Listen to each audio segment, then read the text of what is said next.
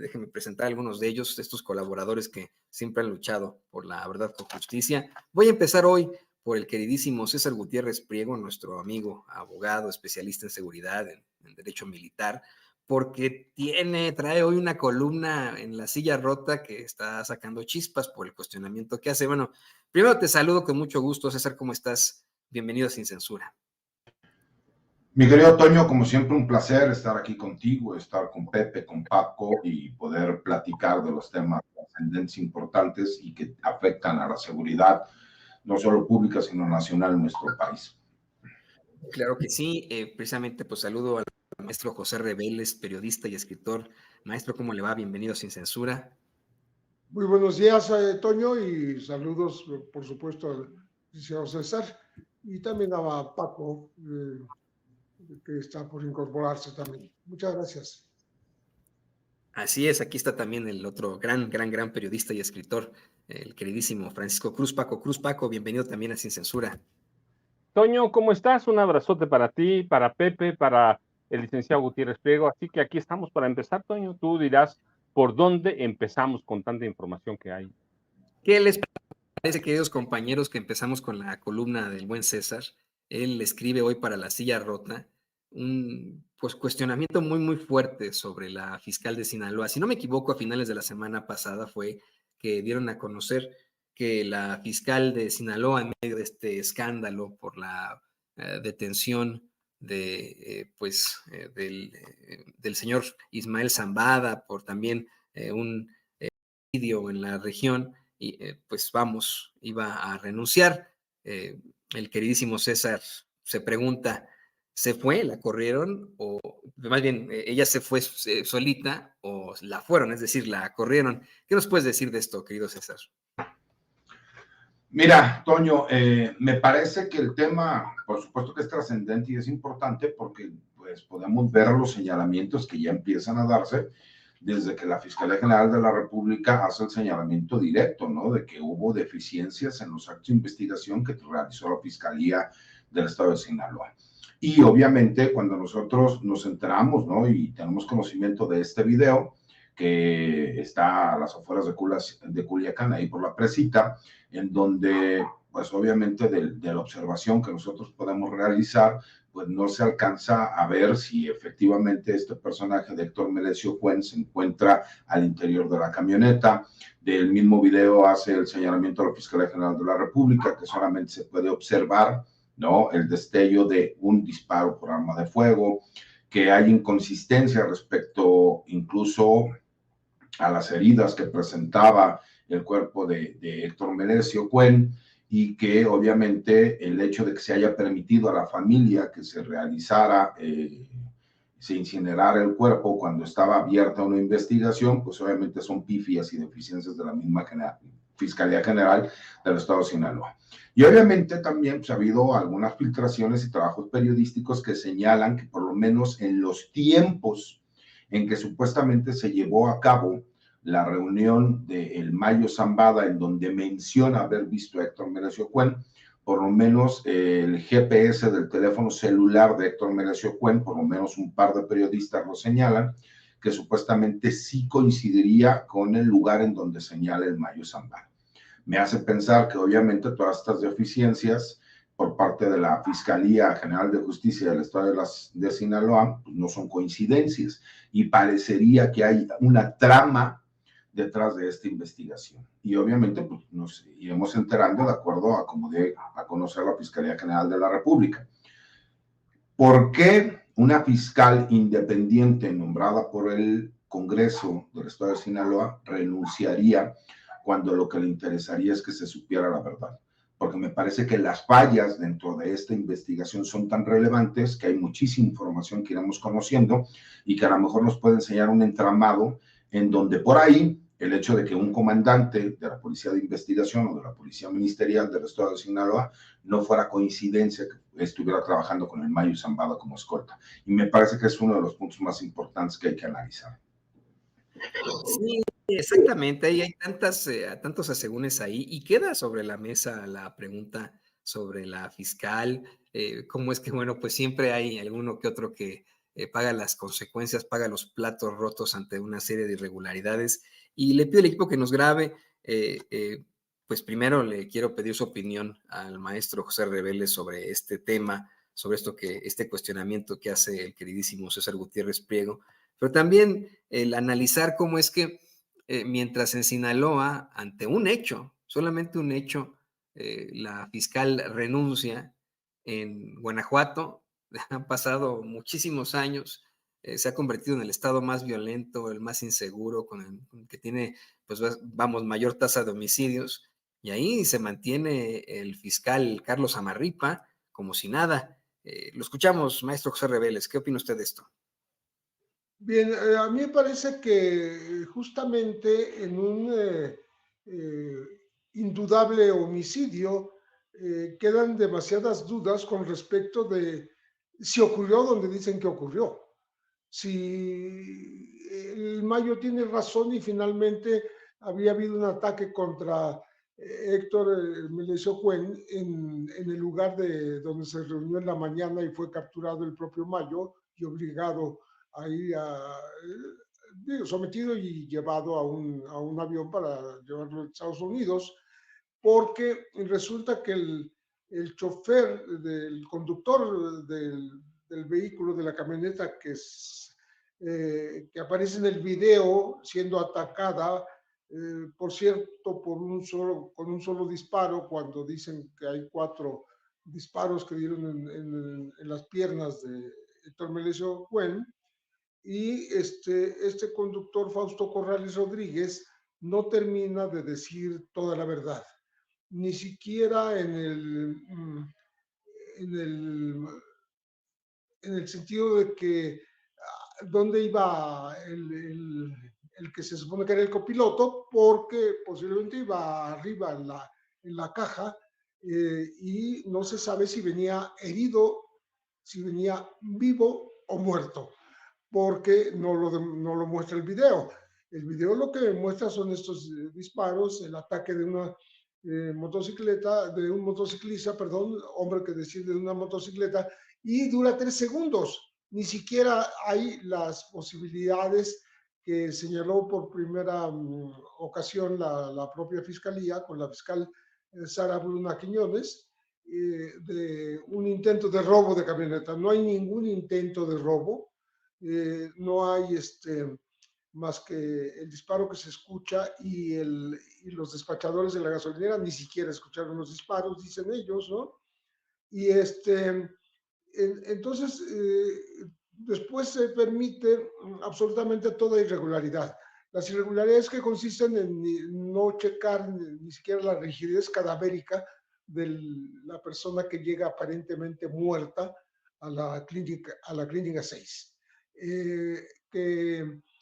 Porque eso sería muy importante para saber si en efecto el Mayo tiene razón y habría sido liquidado a mediodía y no en la noche. O sea, estamos hablando de una rigidez cadavérica que no se checó, de casi más de 10 horas, ¿no?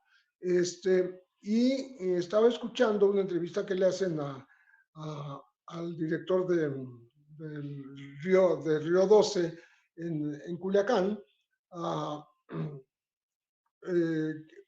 en donde él afirma que fue a la gasolinera y ni siquiera escuchó, ni siquiera pudo escuchar un testimonio de que hayan escuchado los balazos los despachadores, que la camioneta, según las declaraciones que están escritas, que hizo el chofer, el conductor, Fausto Corrales Rodríguez, habría entrado entonces en sentido contrario de la gasolinera, porque como él lo narra.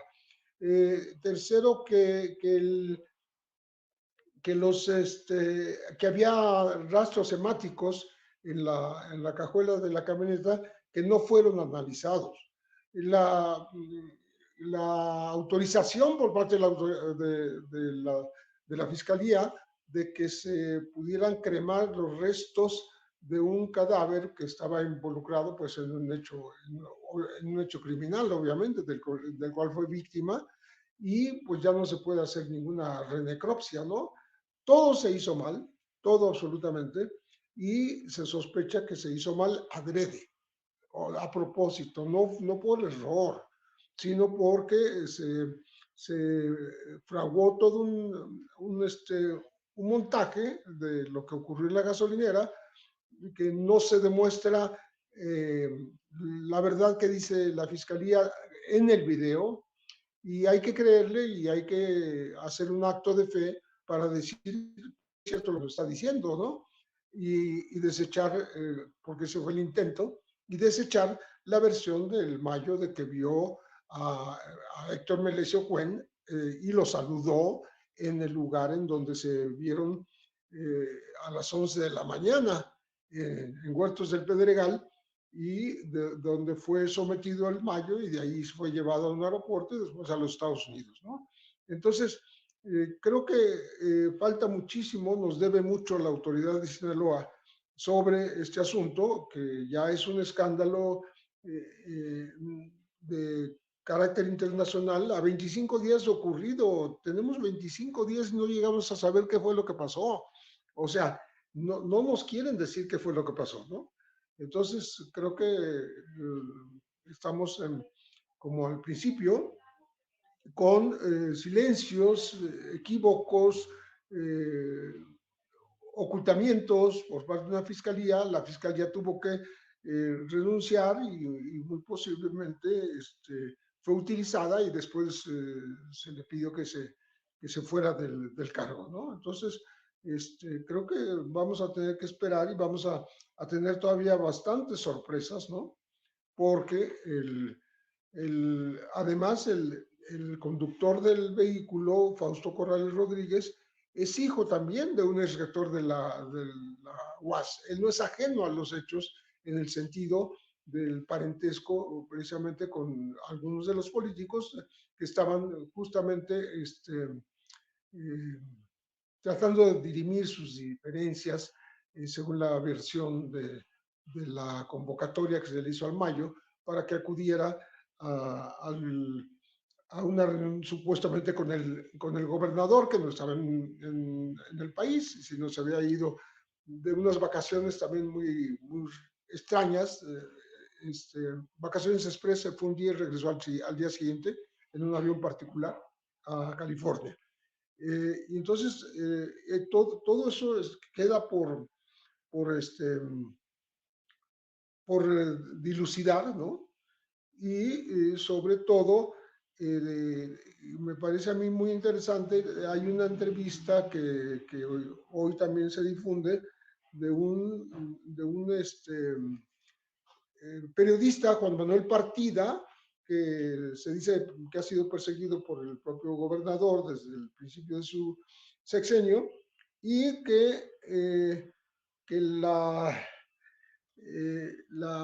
posibilidad de que las cosas no fueron de la manera que lo dice la fiscalía, totalmente es creída por él. Él no consigue conciliar lo que se dice, lo que se exhibe en el video, y afirma que hubo una liquidación de Estado, una liquidación por parte del gobierno del Estado de Héctor Melesio Cuen, y que pudo haber ocurrido exactamente como dijo el Mayo, muchas horas antes, y todo se había encubierto a través del único testigo de esa balacera que dicen haber provocado la muerte de un individuo que tal vez para esa hora ya estaba muerto, y que se le ordenó llevarlo a un hospital porque ahí ya estaban de acuerdo en recibir un cuerpo y no emitir una autopsia correcta, exacta, precisa, en horas, con rigidez cadavérica, etcétera, etcétera, donde aparece el golpe en la cabeza, que sí pudo haber sido causa de la muerte y no los 4 balazos en las piernas. En fin, creo que nos quedan a deber muchísimo en Culiacán, en Sinaloa, con respecto de estos acontecimientos. Efectivamente, nos quedan a deber muchísimo y a lo mejor no habrá la necesidad de esperar, porque como en muchos otros casos, no tendremos la verdad ante nuestros ojos, maestro. Le pido al equipo que nos traiga para también escucharte a ti, Paco. ¿Crees que se puede llegar a la verdad en este caso? ¿Crees que baste con el despido de una fiscal? ¿Crees que podamos pues darle claridad al público sobre lo que está ocurriendo? ¿Crees que esto conlleve algo más?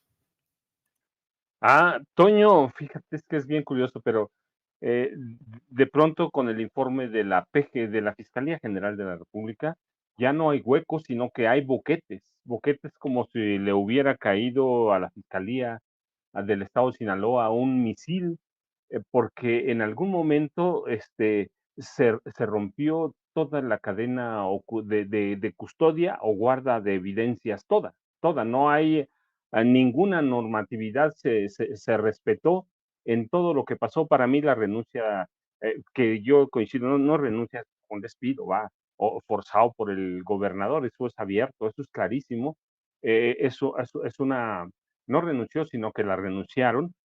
Para mí debían también estar bajo investigación todo el médico forense o los médicos forenses, si fue uno o dos que practicaron la autopsia, a los peritos, investigadores, todo mundo debía estar suspendido en este momento, y debía haber ya una renovación de toda la Fiscalía del Estado de Sinaloa, porque no hay torpeza, verdaderamente yo digo no hay torpeza, esto es algo planeado, esto es algo sembrado, esto es algo bien pensado, pero fueron muy pendejos, la verdad. No, yo no encuentro otra palabra, por más que la busque, mira, no fueron tontos, fueron bien pendejos, lo hicieron todo mal, porque igual si no hubiera, si la Fiscalía General de la República no hubiera ejercido su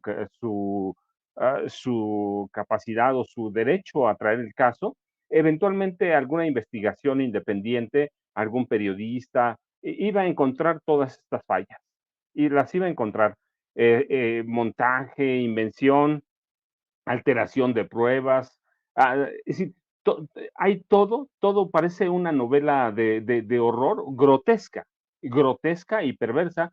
Así que digo, de momento yo dudo que vayamos a conocer un poco más.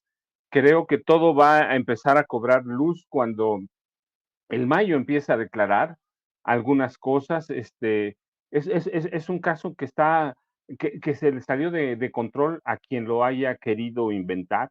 Este, Así que te digo, para mí lo primero es que todos en la fiscalía o todos los que participaron desde los agentes a los peritos que fueron a ese lugar. Mira, yo alguna vez indirectamente este, me vi involucrado en una muerte violenta. Indirecto absolutamente. Este, y lo primero que nos dijeron en la Fiscalía, entonces la Procuraduría General de Justicia del Estado de México, es que ese cadáver no se puede incinerar, que era el deseo de mi amiga. No se puede incinerar, no se puede tocar hasta dentro de 6 meses, cuando se concluyan todas las investigaciones y se haga todo. Sí, esta es una muerte violenta, involucrada en un crimen que podría ser un crimen de Estado, no lo sabemos, pero podría, es decir, todos los peritos, los fiscales, la fiscal general, sabían todo esto por sentido común. Pero ¿qué quieren? Pues la verdad es que quieren burlarse de todo mundo.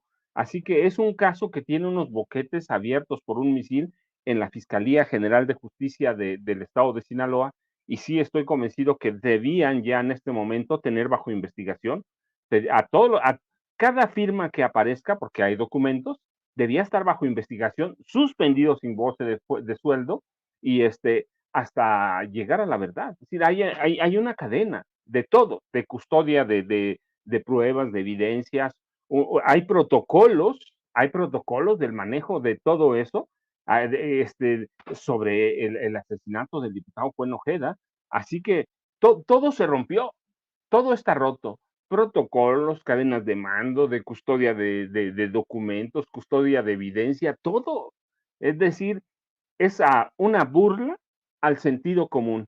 Y te digo, para mí debía estar todo el equipo que participó en eso, incluidos los subfiscales, ¿eh? Todo el mundo debía estar bajo investigación y la Fiscalía General de Justicia de Sinaloa ya debió haber sido tomada hace mucho. Pero es un caso político, lo dijimos al principio, es un caso no solo entre criminales, y vamos a tardar todavía mucho tiempo en llegar a la verdad.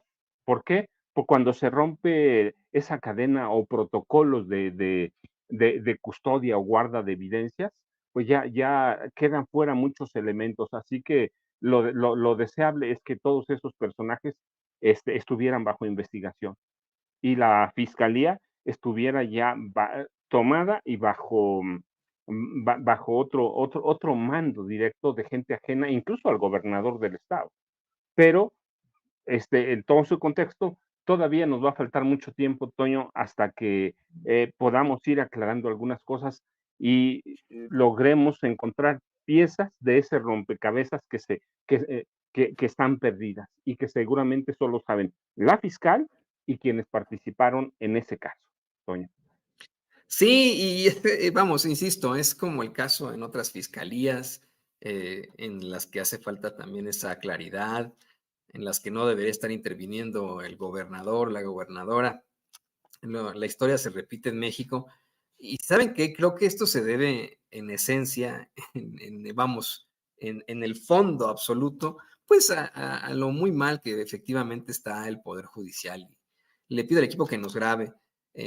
Efectivamente, nos enterábamos ayer por la noche que los jueces y magistrados del Poder Judicial se suman a ese paro nacional de trabajadores del Poder Judicial que comenzará, en el caso de ellos, a partir de mañana miércoles. Ya los trabajadores del Poder Judicial se fueron al paro desde lunes. Y querido César, pues tú como abogado lo has visto, lo has sufrido en carne propia, has sufrido ese Poder Judicial. Yo solo quiero comenzar esta sección de la mesa diciendo que esto simple y sencillamente exhibe lo muy desapegados que están del pueblo de México, puesto que esto es por lo que la gente votó, la gente no los quiere, y ahora que se van a paro nacional, pues están cumpliendo de alguna u otra forma el deseo de la gente, al grado de que hoy el presidente López Obrador dijo que los mexicanos tendremos un respiro sin esos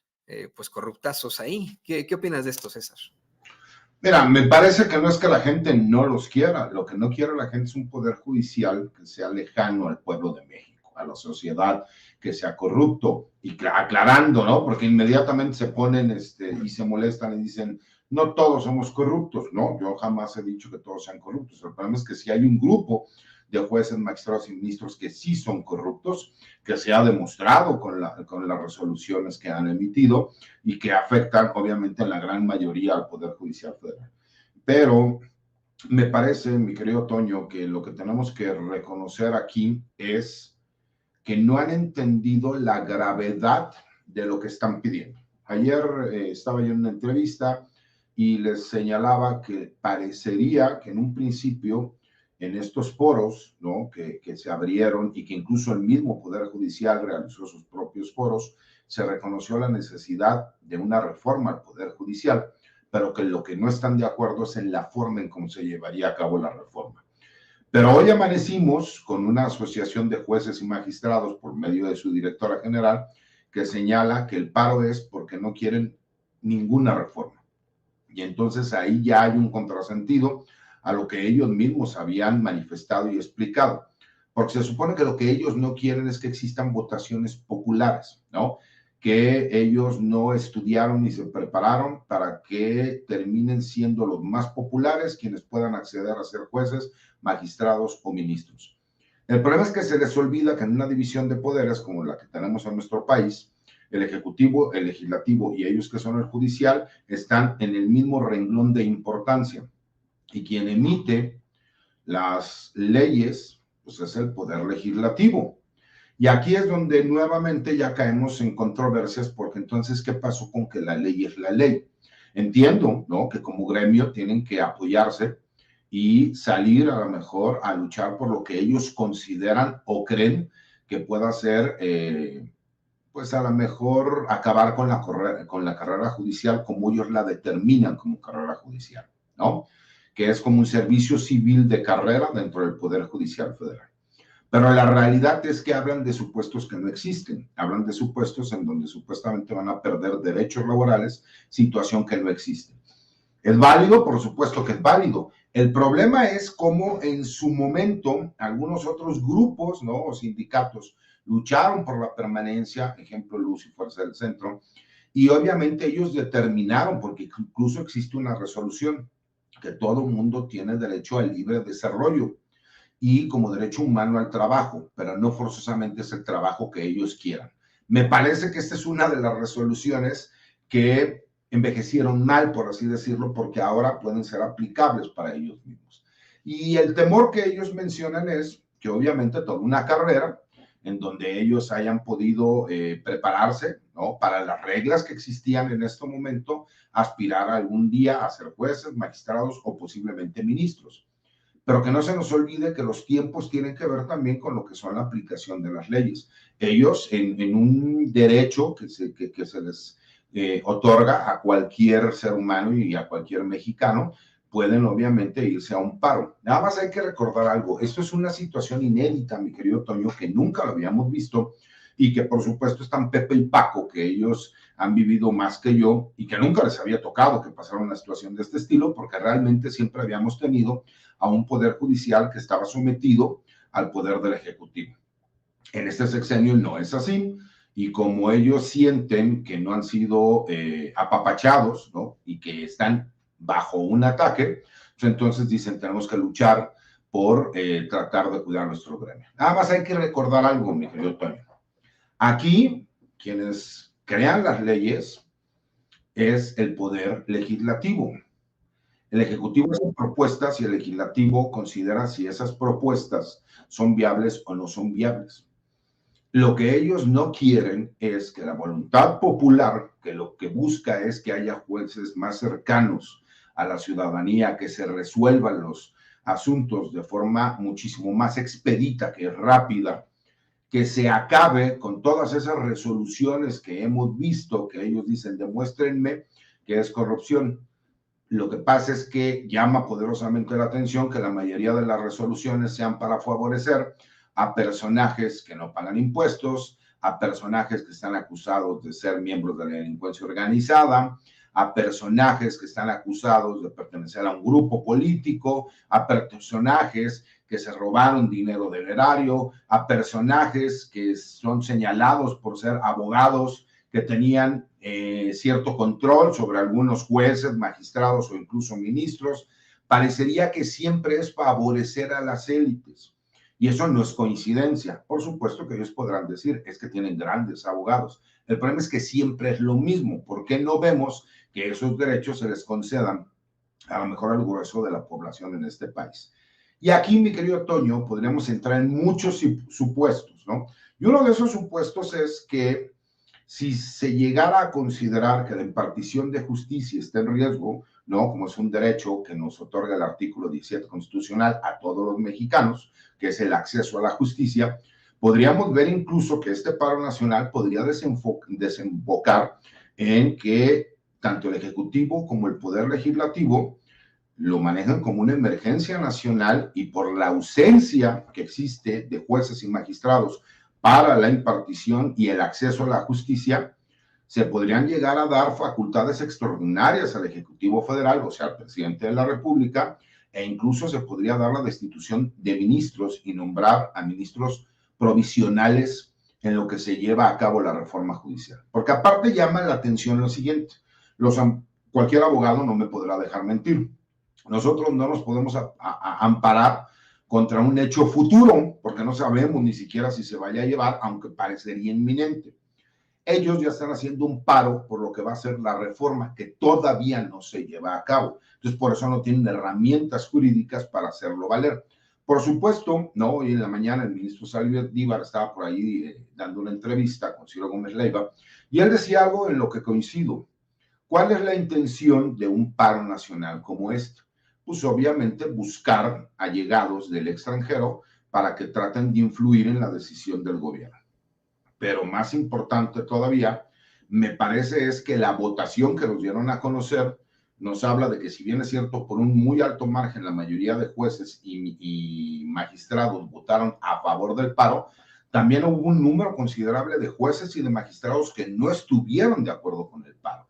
Y que eso también tiene que ser importante. ¿Por qué? Porque no fue una decisión unánime, y me parece que también hay gente que entiende que en el Poder Judicial Federal se necesita una reforma. Son temas complicados, sí, por supuesto, Toño. ¿Por qué? Porque la mayoría de los abogados que conozco, que trato, que son mis amigos, o que incluso aunque no son mis amigos, son agremiados, yo formo parte del Ilustre Nacional Colegio de Abogados, quien ya salió abiertamente a apoyar el paro del Poder Judicial Federal, en el cual yo no estoy de acuerdo, porque no estoy de acuerdo que se hayan ido en el paro. Me parece que hay otras herramientas que pudieron haber utilizado, que es su derecho, pero no lo comparto. Y no lo comparto por una cuestión muy sencilla. Yo sí he tenido que sufrir en carne propia, en mi vida, en el día a día, resoluciones de jueces de consigna y corruptos. Y que obviamente las personas que lo han vivido, y le pregunto a la gente que nos está escuchando y que nos está viendo, si les ha tocado tener que estar en los juzgados, lo complicado que es, el dinero que te cuesta, la corrupción institucionalizada que existe, donde todo tiene un costo, donde todo tiene que ser un pedir favores. Y me parece que se ha deshumanizado, ¿no?, lo que era el proyecto de un poder judicial, que es la justicia sobre la legalidad. Y cuando hablamos que aquí la legalidad es la que termina siendo siempre la que gana sobre la justicia, y yo lo he explicado, hay casos muy específicos en donde la justicia no puede estar por debajo de la legalidad, porque ahí terminan beneficiando a un grupo de delincuentes o de personajes protegidos que curiosamente siempre son los mismos. Entonces, por supuesto que vemos el rechazo de la gente, pero vemos que ellos tratan por medio de narrativas de terminar obteniendo lo que no ganaron en las urnas, mi querido Toño, y porque la voluntad popular fue: queremos una reforma en el Poder Judicial. Y ellos aceptaban que era necesaria una reforma en el Poder Judicial, pero hoy en la mañana amanecimos con esta directora de esta asociación de jueces y de magistrados, donde dicen que ellos ya no es que quieran que la reforma sea distinta, sino que simple y sencillamente no van a levantar este paro hasta que se cancele la reforma. Entonces me parece que ahí sí estamos viendo que no quieren dialogar, y lo que quieren es obviamente hacer un chantaje en contra del gobierno y de toda la sociedad mexicana. Y me parece que ese chantaje, híjole, sí está motivado, y lo digo con mucho respeto para todos los abogados, por la falta de conocimiento sobre esa reforma, la falta de pruebas que ellos tengan, de argumentos, que es algo, querido César, pues fundamental en el derecho a la argumentación, ¿no? Ellos bien podrían llegar a estos foros de la reforma judicial o bien a los medios de comunicación con los papeles en la mano diciendo: a ver, es que aquí están diciendo que nos van a quitar beneficios a los trabajadores, aquí que nos van a reducir nuestro salario, aquí que va a haber despidos, pero ninguna de esas. Ya ha quedado muy, muy claro cómo es que esta reforma no perjudica a los trabajadores, a los funcionarios, sino directamente a los impartidores de justicia, que son los que están, pues vamos, luchando de alguna u otra forma por sus privilegios. Y yo insisto en esto, me parece que es estar pues muy apartado, muy ajeno al pueblo. Le pido al equipo que nos grabe para también preguntarle su opinión, maestro José Reveles, sobre pues esta nueva intentona del Poder Judicial, en algo que el querido abogado César Gutiérrez Priego plantea de forma muy interesante. Se van al paro antes de que siquiera exista una determinación, una aceptación a esa legislación, antes de que exista, antes de que sea publicada en el diario oficial. Y si, bueno, pues ahora se van al paro tratando de bloquearlo todo sin querer un poco de diálogo, ya me imagino las estratagemas legales, jurídicas que utilizarán para que no tenga lugar la reforma judicial. ¿Qué opina de esto, maestro? Con mucho gusto. Solamente quería hacer un par de observaciones del tema anterior para que no se nos escape, ni al público tampoco. Que se habló mucho de que no había habido una respuesta violenta después de la detención del Mayo y su llevada a Estados Unidos, haya sido como haya sido, ¿no? Pero que viernes y sábado ya hubo 10 ejecuciones, ¿sí? Violentas, y que el propio gobernador las atribuye a a este entorno justamente del caso del Mayo. O sea, teme y dice, no puedo asegurar que no vaya a seguir ocurriendo, teme que haya más violencia, no obstante que ya ahora hay 1,000 militares, 1,000 soldados, tropas en Sinaloa, pues tratando de preservar la seguridad y que no ocurra un desbordamiento de esta violencia que algunos preveían o preveíamos, ¿no? Esa es una. Y la otra, que uno de los principales, las principales víctimas, que fue Martín García Corrales, ¿no? Pues entre gente cercana precisamente al Mayo y del partido sinaloense, o sea, una liga entre política y narcotráfico, ¿no?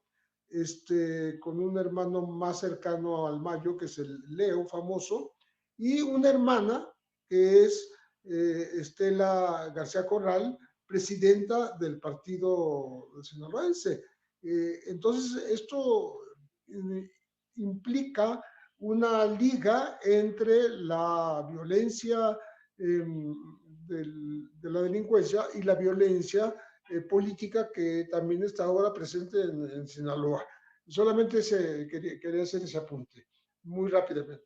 Y volviendo al tema de la reforma judicial, me parece que, como dijo un comentarista en redes, dice, bueno, lo único bueno del paro judicial es que por lo menos en estos días no van a soltar a los narcotraficantes o a estos personajes que se hicieron famosos por cometer crímenes de odio, odiosos crímenes de odio, como el que quemó a su pareja saxofonista en Oaxaca con ácido, y que los jueces deciden mandarlo a seguir su proceso en su casa, porque son blanditos en estos casos, mientras son de consigna y son corruptos en casos en donde les conviene, porque son personajes que, además de ser agresores y estar acusados de delitos muy graves y pues que hieren mucho a la sociedad, también tienen mucho dinero, ¿no? Entonces eso hace que el argumento de que se van a afectar los derechos laborales de jueces, ministros, de empleados del Poder Judicial, es como un manejo de un argumento que no tiene nada que ver con la reforma judicial, ¿no? Porque no hay una afectación a esos derechos laborales, ¿no? Ese es un espantajo que se maneja, ¿no? Y por otro lado, estos jueces de consigna, estos jueces corruptos que normalmente sirven a aquellos que tienen el poder para corromper, que tienen abogados muy costosos, y ese es uno de los argumentos que luego dan para decir, no, pues es que los abogados que tienen son muy eficaces. En realidad son abogados que han aprendido a servir mediante esta relación justamente corrupta de influencia extralegal con los propios magistrados y jueces para poder orientar sus decisiones, ¿no? Entonces, creo que se manejan en dos direcciones quienes están protestando por una reforma al Poder Judicial que ni siquiera ha quedado establecida del todo hasta dónde va a alcanzar, y una negación total al diálogo, a cualquier negociación, a cualquier conversación, a acudir a cualquier foro de discusión, etcétera. Es simplemente, estamos diciendo ahora, a ojos cerrados, no a ninguna reforma judicial. Y eso parece que de momento está poniendo en situación conflictiva pues a toda la justicia, porque realmente si hay rezago en los expedientes y en los juicios que están a cargo de jueces, magistrados y tribunales, pues se va a acumular más ese rezago y quien va a pagar es la sociedad, no, no ellos, ¿no? Entonces, creo que hay falsos argumentos para algo que ni siquiera describen como en verdad es. O sea, eh, sobre todo la afectación a los derechos laborales, que no está contemplada, al contrario, está contemplada la posibilidad de que se emparejen las cosas justamente en el tema laboral, en el Poder Judicial, cosa que no ha ocurrido, porque hay muchos privilegiados y otros que siguen siendo personas que reciben un salario pues no digno de su trabajo, de su labor, ¿no? Pero bueno, vamos a tener que esperar un poco a que se allanen a conversar, a dialogar y no escojan el camino sin retorno o el camino de cerrazón absoluta a lo que equivale este paro que quiere ser nacional. Y ya lo que menciona, maestro, que me llama mucho la atención, que va a haber una consecuencia para la sociedad que se quedará en el anonimato como siempre ocurre en el Poder Judicial, porque por más que sean exhibidos en la conferencia de prensa mañanera, algunos impartidores de justicia, algunos funcionarios del Poder Judicial, pues son muy pocos los que son notables, como el famoso juez Gómez Fierro, por ejemplo, o ahora todos los ministros de la Suprema Corte de Justicia en medio de la infamia. Le pido al equipo que nos grabe para también escuchar tu opinión sobre esto, querido Paco. ¿Qué opinas? Toño, mira, yo estoy con los elementos que hay, los que dieron esta especie de descontón de los trabajadores cuando la presidenta de esta asociación estaba dialogando, estaba participando en los diálogos por la reforma judicial. ¿Qué es eso? Los trabajadores, jueces, magistrados, van a entrar a un camino sin retorno. Como dice Pepe, yo digo un laberinto sin salida, o están entrando a un callejón perverso. Hasta hoy, ellos sentían que el Poder Judicial era intocable. ¿Sí? Nunca se sintieron parte de los tres poderes. El Poder Judicial era el poder de poderes, porque nunca nadie los podía tocar. Hasta ahora nada los había afectado. Si ellos cometían algún error, una falla, si eran descubiertos en casos de corrupción, en cohecho, ellos solitos se castigaban. Entramos a una situación insólita, ciertamente, pero se les olvida algo. Mira, al margen de los tribunales regionales, los colegiados, al margen de todos los empleados, al margen de López Obrador, desde agosto de 2018, había estudios, había evidencias de que entre las instituciones del Estado mexicano, el Poder Judicial estaba sumido en la corrupción. Pero nadie nunca se atrevía a ponerlo en la mesa. ¿Por qué? Porque eran intocables. Nadie quería entrar en conflicto con el Poder Judicial y cuando llega López Obrador, se convierte en el poder de poderes verdaderamente visible, ¿a través de qué? De bloquear incluso reformas constitucionales. Se les olvidó toda la historia. Se les olvidó que la corrupción, el nepotismo, la concesión de empleos promocionales sobre la base de relaciones parentescos estaban ya ahí planteadas con estudios, que hay un déficit meritocrático contra lo que ellos hablan de la carrera judicial o del servicio, del servicio judicial. Se les olvidó toda esa historia. Yo recuerdo mucho cuando el ministro en retiro, Arturo Saldívar Lelo de la Rea, llegó, de hecho, él mismo encargó un estudio. Había encuestas del proyecto de justicia mundial o internacional que demostraban que solo 37% de los mexicanos consideraban que el Poder Judicial funcionaba, es decir, el 63% de los habitantes de este país estaban convencidos que el Poder Judicial estaba salido de sí, que los jueces, los magistrados, los ministros son intocables. ¿Qué tanto cierto es eso? Es tan cierto como que lo vivimos todos los días. Si hay un poder que está desacreditado en este país, es ese, pero ellos no lo ven. Así que hoy empiezan, no, hoy el lunes, ayer, se metieron a un movimiento político por salvar algo que todavía no pasa y que a lo mejor no pasa en ese sentido que lo dicen. Ya lo explicaron el licenciado Gutiérrez Priego, ya lo explicaron Pepe, pero hay evidencia, hay estudios. El Consejo de la Judicatura Federal tiene un portal sobre eso, pero como nadie nunca les hacía nada, como nunca ningún ministro, ningún juez de esos jueces superiores, esos que forman la mafia, ¿va?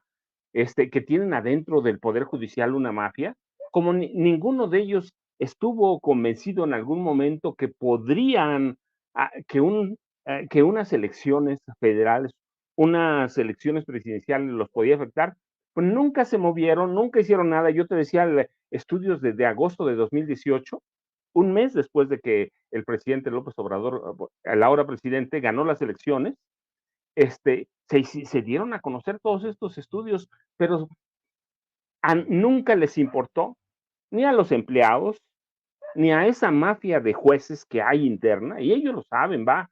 ¿Cuántos son? ¿3,000 de 55,000 empleados? Nunca les importó. Hoy lo ven serio. Lo tienen a un mes. Y el licenciado Gutiérrez Priego tiene mucha razón. Mira, que dice algo que los paristas, al margen de sus razones, no han visualizado. Yo digo, en un momento, sí, el Congreso puede darle facultades extraordinarias a la presidenta de la República. Ya le falta un poquito a López Obrador, ¿va? Le puede dar poderes extraordinarios y pueden terminar en lo que ellos hicieron, guardando las distancias, en lo que ellos hicieron con empresas como la Compañía de Luz y Fuerza del Centro. Yo recuerdo, aquí estaba justamente donde estoy, cuando empezó el movimiento para desalojar Luz y Fuerza del Centro, frente, justamente, aquí se pararon frente a los camiones de soldados, aunque ellos decían que no había soldados, aquí estaban enfrente los camiones de los soldados, ¿eh? Y ellos pueden terminar así, y son un poder que recibe el desprecio por esa medida y otras muchas, va. Ciertamente tiene razón el licenciado Gutiérrez Priego, no todos, pero hay en la generalidad la idea, y muy certera, de que es un poder muy corrupto. Y hay estudios, pero hoy se han metido a un callejón sin salida, se han metido a algo que puede llevar verdaderamente hacer una revolución en el Poder Judicial. Y yo digo, mira qué bueno, una revolución, porque puede haber una reforma verdaderamente crítica sin el estorbo que representan los empleados. Yo digo, qué malo, porque son empleados. Y como empleado digo, siempre uno tiene familia, pero se están metiendo ellos en un callejón sin salida. Se están metiendo en algo que a lo mejor, no a lo mejor, en una medida política que no van a poder resolver. Se están metiendo en un trabajo político perverso. Los puede apoyar el PAN, los puede apoyar el PRI, porque ya sabemos que hay complicidades de Norma Lucía Piña Hernández con Alejandro Moreno Cárdenas, por ejemplo. El PAN ya dijo que los va a apoyar. ¿Les va a alcanzar? No les va a alcanzar. El nivel de votación del domingo 2 de junio es muy superior a todo eso. Y contrario a lo que pasó con la desaparición de la Compañía de Luz y Fuerza del Centro, mira, la población puede aplaudir la reforma y la desaparición y la liquidación de estos empleados del Poder Judicial, con todos incluidos, ministros, magistrados, jueces. Así que yo estoy convencido que debían pensarlo muy bien debían entender que entraron a un movimiento político que eventualmente va a fastidiar, va a afectar a la población. No es un gremio que sea prestigioso, por más que los apoyen colegios de abogados, que son un movimiento político también. Colegios, barras de abogados, por más, son 55,000 empleados. ¿Los puede liquidar el Estado? Sí, sí los puede liquidar. ¿Puede eventualmente tener la presidenta de este país o la nueva presidenta a partir del 1 de octubre próximo poderes especiales? Bueno, depende cómo torne este movimiento, pero sí, los puede tener en algún momento y se han metido en una bronquísima a la que deben darle ellos mismos una salida rapidísima y por más ayuda que estén pidiendo, están haciendo llamados a la sociedad, están haciendo llamados internacionales, por más ayuda que tengan, no, internamente no gozan de ningún prestigio. Así que para mí se han metido en un callejón de salida sin salida, cuando desde 2018, antes de que Andrés Manuel López Obrador tomara posesión de la presidencia de este país, había evidencias muy sólidas de que el Poder Judicial Federal, incluidos todos sus entes, ¿sí? El Consejo de la Judicatura, la Suprema Corte de Justicia de la Nación, el Tribunal Electoral, con todos ellos había corrupción, había nepotismo. O sea, no es nuevo. Así que van a tener que buscarle una salida pronta antes de que afecten verdaderamente casos que ya conocemos y que son en lo general a la sociedad de este país, a la que han agraviado tanto, Toño. Así que tienen que buscar una salida y ver que están quejándose de hechos futuros que nadie sabe si van a pasar. Y así que no tienen ninguna defensa jurídica, no tienen nada más que un movimiento político que les puede costar muy caro, Toño. Pero insisto, es un movimiento político anónimo. O sea, por más que los veamos en las redes sociales protestando, cerrando instalaciones del Poder Judicial con cadenas y etcétera, son muy pocos los funcionarios o impartidores de justicia que podemos identificar, porque son muchos los que han incurrido en actos de corrupción y muchos los que están preocupados de perder sus privilegios en estos momentos. Queridos compañeros, yo les agradezco infinitamente que hayamos tenido esta tan interesante mesa de seguridad. Hay una serie de comentarios muy, muy fuertes de 10 que estuvo esta mesa de seguridad. ¿Qué les parece si le comentamos al público consentidor de Sin Censura en nuestras redes sociales para que se pongan en contacto con nosotros? Vámonos de atrás para adelante. Querido Paco, por favor, compártenos tus redes sociales. Toño, pues mira, yo nada más con un comentario rapidísimo. No, si hay rostros. Norma Lucía Piña Hernández. Hay un rostro, hay un movimiento político, la pescaron con las manos cuando se documentó su encuentro clandestino con Alejandro Moreno Cárdenas, pero no solo eso, Alejandro Moreno Cárdenas dijo que no fue uno, que fueron varios, así que sí hay un rostro, cada movimiento tiene un rostro. El rostro es el de Norma Lucía Piña Hernández, que es la presidenta de la Suprema Corte, presidenta del Poder Judicial, y es la jefa máxima del Consejo de la Judicatura Federal. Nada se mueve ahí si ella no lo dice y un grupo cercano de ministros y magistrados. Yo ya sabes, Toño, @ Paco Cruz Jiménez en X, en Twitter, Francisco Cruz Jiménez en Facebook, y les dejo un abrazote a ti, a Pepe y al licenciado Gutiérrez Priego, y hasta el próximo martes, Toño, con la mesa de seguridad. Pues aquí está nuestro queridísimo periodista y el queridísimo Francisco Paco Cruz. Gracias, querido Paco. Muchas gracias. El maestro José Reveles no tiene redes sociales, aún así, pues nosotros siempre lo invitamos a leer sus libros y estar cerca de él. También le queremos agradecer a un gran periodista y escritor. Gracias, maestro José Reveles. Muchísimas gracias a ustedes. Un gran saludo, un abrazo y nos vemos la próxima semana. Y por supuesto a nuestro queridísimo amigo César Gutiérrez Priego, que bueno, yo le recomiendo su columna que saca chispas, búsquela ahí en la silla rota, pero bueno, ahí está, querido César, por favor, compártenos también tus redes sociales. Claro que sí, mi querido Toño, mi cuenta de X, anteriormente Twitter, que es @CésarGutiPri, mi columna de opinión los días martes, y obviamente agradecer siempre el privilegio de poder estar con ustedes, con Paco, con Pepe. Es un privilegio para mí, ¿por qué? Porque Pepe lo sabe, le han ofrecido algunos otros espacios y él siempre ha decidido estar aquí con nosotros y eso se agradece. Y Paco, que ya es un rockstar de las redes sociales, que la rompe a todos los lugares donde va, que me den la oportunidad de que estemos juntos y que podamos compartir estos momentos, pues por supuesto que lo agradezco mucho y pues obviamente contigo, mi querido Toño, independientemente de la amistad que nos une, pues siempre es un privilegio poder estar con ustedes. Les mando un abrazo y pues, nos vemos la próxima semana. Así es, siempre es un privilegio poder compartir este tipo de mesas.